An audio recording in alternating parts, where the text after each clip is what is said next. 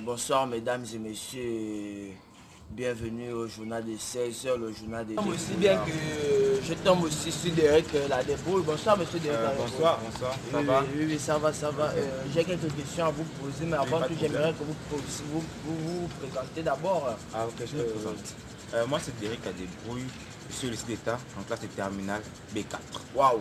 Monsieur Derek la débrouille, je remarque que vous êtes toujours en tenue, Toujours. même quand il n'y a pas cours. Toujours, nous sommes dimanche, je représente toujours le lycée d'État. Ah, mais Aux toilettes, à l'école, même quand je joue au ballon, je représente toujours le lycée d'État. Ah, mais ça c'est très bien bon.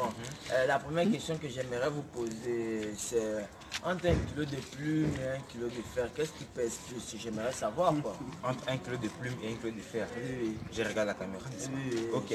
Entre 1 kg de plume et 1 kg de fer, qu'est-ce qui pèse plus? Ça dépend.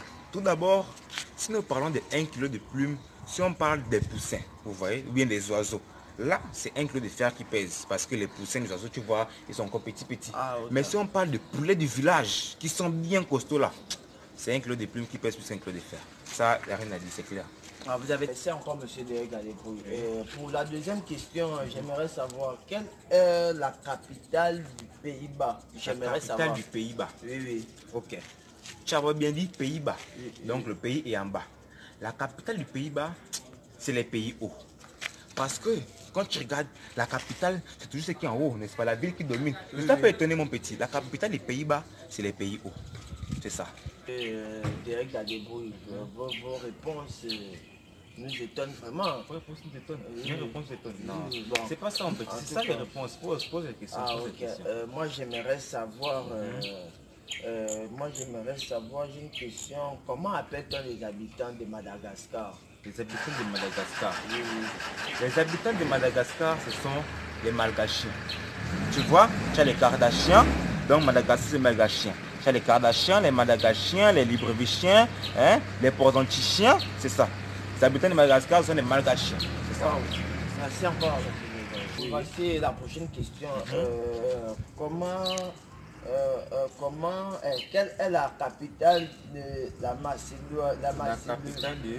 La Petit, lis bien, je sais que tu influences. La capitale de la Macédonie, mon petit. Je sais que mes réponses t'influencent. Oui, mais c'est pas que vous m'influencez là. C'est ça, mon petit, sinon, ça, je comprends. ça va. Normalement, la question que je voulais poser, la question que je vais vous poser, c'est quelle est la capitale de la Macédonie, La quoi. capitale de la Macédonie. Oui. Ok. Pour tous mes camarades qui me regardent, sachez bien, au bac, si on vous demande la capitale de la Macédonie, c'est la boîte de Macédoine, mes petits. La capitale de la Macédonie, c'est la boîte de Macédoine. Tu vois, la capitale de Makerel, c'est la boîte de Makerel. Il y a un pays qui s'appelle Makerel, tu vois. Mais c'est un pays caché que personne ne connaît. Ah là là. Tu vois, la capitale de la Macédonie, c'est la boîte de Macédoine, mon petit, c'est ça. Ah, merci encore, merci encore. Merci encore. J'aimerais aussi savoir quelle est la capitale des États-Unis. La capitale des États-Unis. Mais c'est facile, mon petit. Il ne faut pas me poser des questions comme ça, là, mon petit. Je suis un intellectuel. Moi, c'est la débrouille. La capitale des États-Unis, c'est l'Amérique. C'est simple, mon petit. La capitale des États-Unis, c'est l'Amérique. Mettez ça au bac. C'est 10 sur 10. C'est l'Amérique. C'est bon. D'accord, monsieur Oui, de rien. J'aimerais aussi vous poser une question. Comment vous faites pour tomber amoureuse d'une fille? J'aimerais savoir. Oui. Mon petit, c'est facile. C'est facile. Tu regardes bien l'expression tomber amoureux d'une fille, mon petit. Tu vois, regarde l'expérience d'un grand. Je vois une belle fille passer, tu vois. Une fille vraiment jolie. Maintenant, quand je tombe amoureux d'une fille, ça se passe comme ça là. Quand je la vois, tu vois, je tombe comme ça là. Oh, tu vois. Là, je suis tombé amoureux de la fille, tu vois. Hein? Est-ce que vous voyez? Là, je tombe amoureux de la fille, tu vois. Maintenant, il y a d'autres. Je peux maintenant me jeter amoureux de la fille, tu vois, non? Quand je vois la fille, je me jette. Là, je me suis jeté amoureux. Il y a d'autres sauter. Quand je vois la fille, je saute. Là, je saute amoureux de la fille. Tu vois? C'est un peu ça. Donc, tomber amoureux, c'est ça. Il y a aussi me jeter amoureux.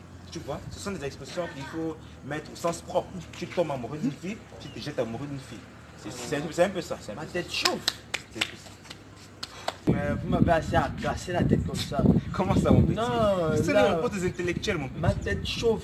Et là, j'aimerais savoir pose la question. qu'est-ce qu'un voleur de bas étage. Un voleur de bas étage. Oui. Maintenant, tu vois, il y a plusieurs personnes qui se sont embrouillées dans cette expression, voleur de bas étage. Regarde, exemple simple. Tu vois la maison qu'on reçoit, non? C'est une maison d'étage, tu vois. Oui. Tu vois, maison d'étage. Oui, je vois. Maintenant, écoutez bien, à partir d'aujourd'hui, sachez qu'un voleur de bas étage, c'est quelqu'un qui se limite juste à l'étage qui est en bas. Tu vois mon petit. Wow. Tu vois un voleur qui rentre dans une barrière, il vole juste les maisons qui sont en bas. Ça, c'est un voleur de bas étage, tu vois. Il vole l'étage d'en bas. Maintenant, il y a un voleur de haut étage, tu vois. Lui, quand il rentre dans la barrière, les maisons qui sont en bas là, il laisse ça, mon petit. Il cherche l'échelle, il fait Spider-Man. Il part voler en haut. C'est ça, un voleur de haut étage. Voleur de bas étage, lui vole seulement en bas. C'est tout, mes petits. C'est simple, c'est simple. Ah, ok. C'est encore monsieur Dégadou. J'aimerais savoir que penses-tu... Petit, moi je suis fatigué, j'espère que c'est la dernière question. Moi je suis fatigué. Oui, c'est la dernière question. Ok. Que pensez-vous des apouchous? Les apouchous, mon petit. Apouchous, c'est un terme que je n'aime pas trop utiliser. Moi j'aime utiliser les potelés. Les potelés, mon petit. Quand tu dis potelé, tu sens que tu parles d'une potelée, mon petit. Tu vois, les potelés, ce sont des bonnes femmes, mon petit.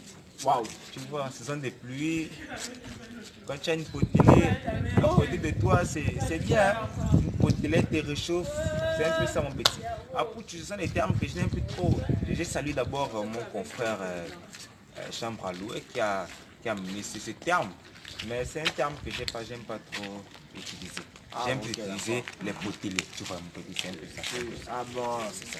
Alors là, je ne savais pas que les élèves du lycée étaient intelligents comme ça. Non, intelligent, en fait. Moi, c'est un intellectuel. Non, mais... Non, je vais venir faire mon bac là-bas. Non, petit, je t'invite. Je vais venir, je suis obligé de venir faire mon bac. Mais je n'arrive pas à comprendre que non, mais monsieur de là, mes salutations encore. C'est ça, mon petit. Non, mais sinon... Je suis un intellectuel, mon petit. Tu as retenu, non? Vouloir débattre, c'est ta liste. Oui, il vole seulement en bas. Maintenant, vouloir